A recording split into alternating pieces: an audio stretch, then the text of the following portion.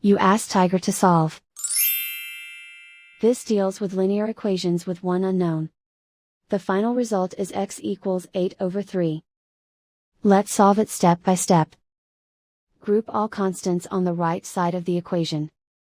Subtract 1 from both sides. Group like terms. Simplify the arithmetic.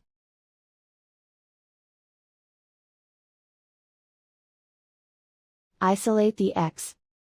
Multiply both sides by inverse fraction 8/3. Move the negative sign from the denominator to the numerator. Group like terms.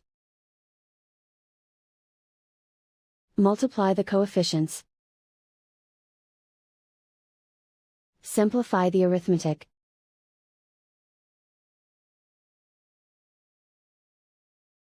Cancel out the negatives. And so the final result is x equals 8/3.